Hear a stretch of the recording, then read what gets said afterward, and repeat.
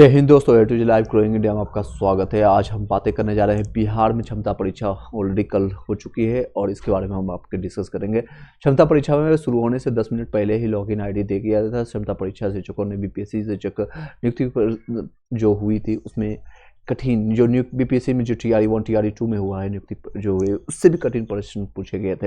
अब नियोजित शिक्षक को बाहर करने का एक बड़ा साजिश है और कुछ नहीं है, इसको कर सकते हैं।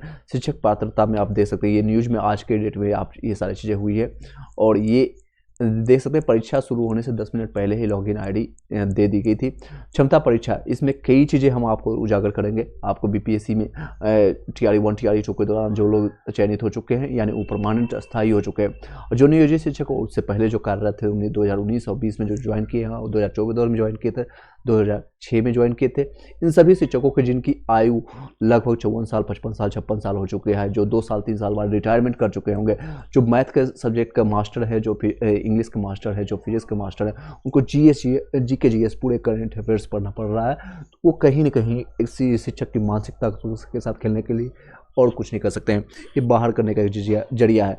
जो क्वेश्चन लेवल जो पूछा गया था बीपीएससी का, अब जो क्षमता परीक्षा में जो पूछा गया है बहुत ज़्यादा कठिन है। जो बीपीएससी का जो TRE 1 और TRE को खासकर PRT में जो आपने देखा हुआ TRE 1 में जो क्वेश्चन लेवल था ऑफिसर लेवल से ज़्यादा हार्ड क्वेश्चन था। इन सभी चीज़ों को आप देखें। बिहार विद्यालय से परीक्षा समिति बिहार बोर्ड की ओर से सोमवार को 2 पालियों में क्षमता परीक्षा ली गई थी। परीक्षा 6 मार्च तक चलेगी या भी कंटिन्यू रहेगी। सोमवार को परीक्षा के बाद नियोजित शिक्षक ने बताया कि प्रश्न जो है बीपीएससी शिक्षक नियुक्ति परीक्षा से भी कठिन पूछे गए थे। विभिन्न शिक्षक संगठनों ने कहा कि +2 में नेट JRF स्तर का प्रश्न पूछे गए। सोचिए किस लेवल का क्वेश्चन पूछा जाएगा। अच्छा, तब कि बोला गया था कि हम ईजी क्वेश्चन डालेंगे, 3 बार आपको मौका मिलेगा, अगर 3 बार में अगर आप पास होते हैं तो दैट्स अ गुड, तो आप बने रहेंगे, अदरवाइज आपको बाहर कर दिया जाएगा। सिर्फ एक साजिश से और कुछ नहीं कर सकते हैं। एक्सपर्ट की माने तो प्रश्नों का स्तर सामान्य था। जिन शिक्षकों ने ठीक से तैयारी की थी उनकी परीक्षा ठीक गई है। टीचिंग एप्टीट्यूड सेकंड प्रश्न थे। कुछ शिक्षकों को ऑनलाइन परीक्षा देने में दिक्कत हुई।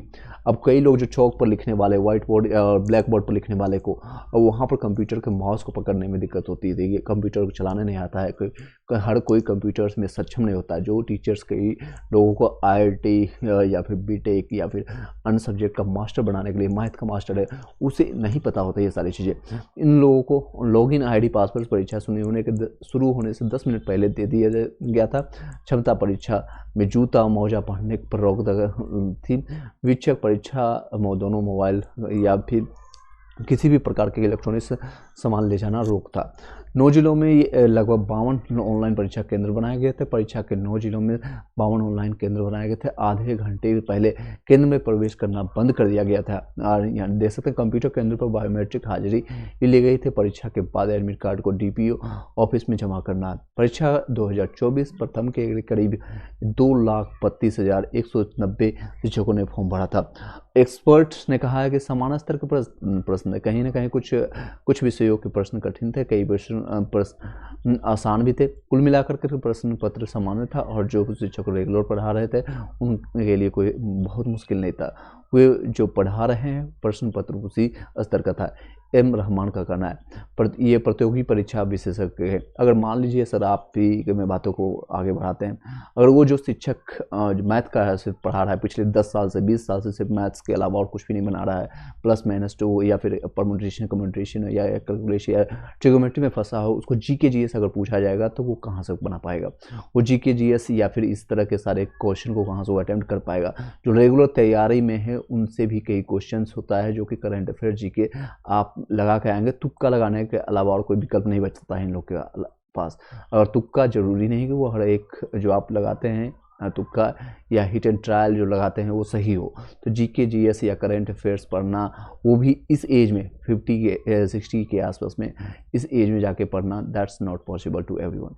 ये सरासर एक नाइंसाफ़ी है और उन सभी लोगों के साथ एक ठगी है और उन लोग चाहते हैं अगर ये ऐसा ही अगर आपको करना था तो क्यों BPSC TRE 1 और TRE 2 में उन लोगों को क्यों एग्जामिनेशन ली जा रही है। आप धड़ल्ले से आपको अपने ही बंदे को चूज करना है, लैंड फॉर मनी जैसा, या फिर पैसे पर ज्वाइनिंग देना, या फिर आपको अंदर से जो DLED फेल है, BEd फेल है, उन लोगों को ही ज्वाइन करवाना है, या फिर आप जो नंबर आप गिराते हैं 1,70,000 वैकेंसी है, 1,20,000 वैकेंसी है, 1,00,000 वैकेंसी है, या 1,20,000 लोगों को मैंने चयनित किया। अब जो नंबर का खेला है, एक्चुअल डाटा जो आप निकाल के देखेंगे BPSC TRE 1 और TRE 2 में भी देखेंगे, तो जो 1,10,20,000 का रिजल्ट आया है, उसमें चयनित होने वाले संख्या मात्र 50 से 60 हज़ार है मात्र।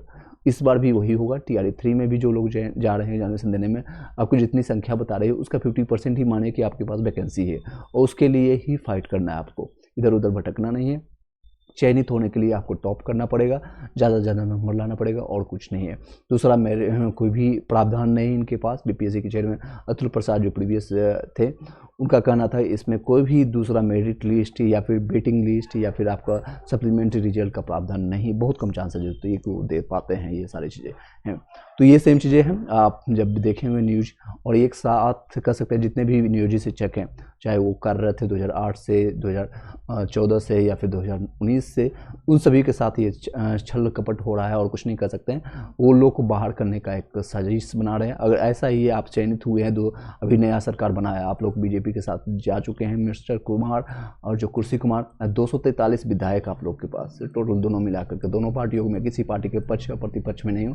243 लोगों के लिए भी प्रावधान बनाइए कि उनकी भी एग्जामिनेशन हो, री एग्जामिनेशन हो। बार बार जो अपने यूजी शिक्षक जो ऑलरेडी कई सालों से पढ़ा रहे हैं, 10 साल से, कई लोग 20 साल से पढ़ा रहे हैं सब्जेक्ट को, उसमें आप बोल रहे हैं कि सिर्फ और सिर्फ एक कॉमन सब्जेक्ट, आप उसी सब्जेक्ट का आप पूछेंगे तो अच्छा लगेगा।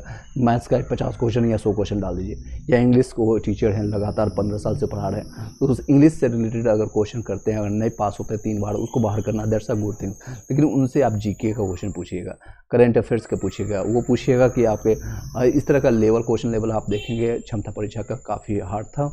और जो बताई गई है, जो आप लोगों की तरफ से मैसेज आया है या फिर न्यूज़पेपर से निकल के आया है, वो काफ़ी दर्दनाक कह सकते हैं, और एक तरह से डरावनी स्थिति है। जो लोग खास कर लीजिए कि हाँ, जिन लोग SST वाले हैं या साइंस वाले हैं, जो कंटिन्यू वो पढ़ाई में जुड़े हुए हैं, वो लोग, उन लोगों के लिए अच्छा है। अब खास कर लिए देखें, कई ऐसे अभ्यर्थी मिले हैं जिनके बच्चे 25 साल के हैं, 30 साल के, कंपटीशन वो कर रहे हैं, और उनके पापा 50 साल के, 54 साल के पापा, उनको एग्जामिनेशन देने के लिए पटना गए हैं, वही इधर उधर भटक रहे हैं एग्जामिनेशन देने में। एग्जामिनेशन सेंटर दूर दूर दिया जा रहा है, पता नहीं क्या रीजन है।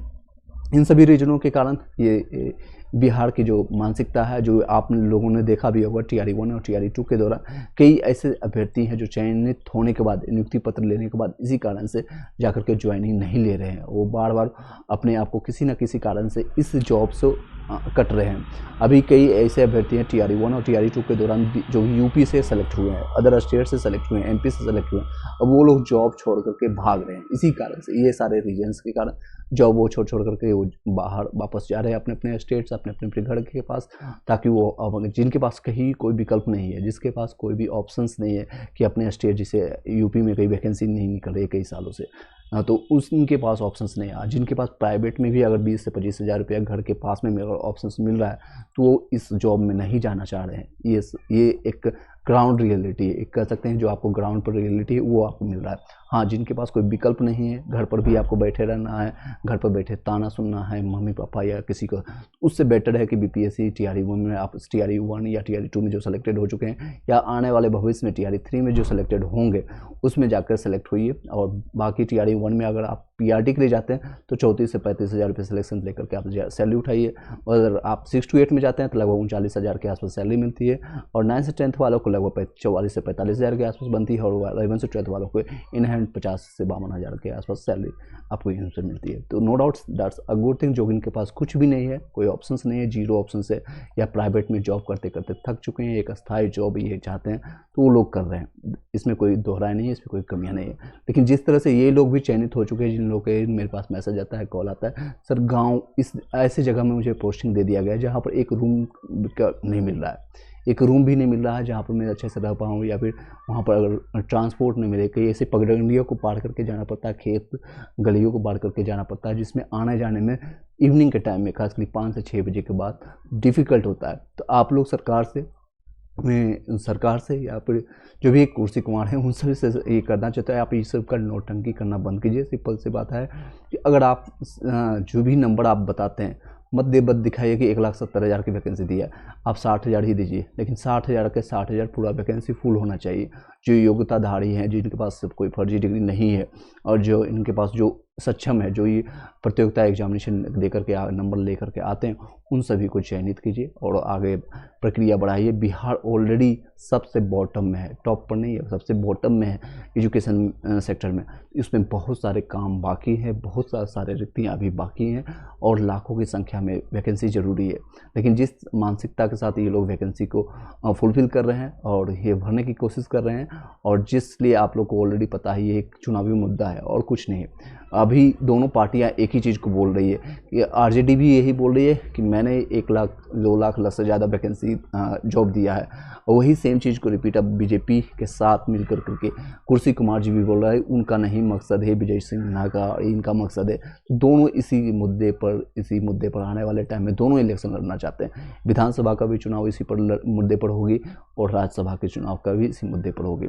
इन सारी बातों को साथ आप समझ सकते हैं। अपनी बातों को शेयर कीजिए, वीडियो को शेयर कीजिए अपनी जो है सरकार तक। इन पूरी एक निंदनीय काम है और कुछ नहीं कर सकते हैं, ताकि आने वाले जितने भी एग्जामिनेशन हो, अभी 5 तारीख तक इसका एग्जामिनेशन चलेगी, तो उन सभी लोग को कुछ सुलभता हो और सिलेक्शन प्रोसेस में इसमें अच्छा हो। ठीक है, thank you so much, have a nice day. इससे रिलेटेड जो बीपीएससी टीआरई 3 के लिए प्रिपरेशन कर रहे हैं, जो निजी शिक्षक हैं, वो भी कई लोग फॉर्म भर रहे हैं बीपीएससी टीआरई 3 के लिए, तो दिए गए नंबर पर आप कांटेक्ट कर करके अपने नोट्स और पीडीएफ को प्राप्त कर सकते हैं। 7903812553 पर कॉल कर या मैसेज करके अपने रिलेटेड कोई भी क्वेश्चन हो पूछ सकते हैं। Thank you so much, have a nice day.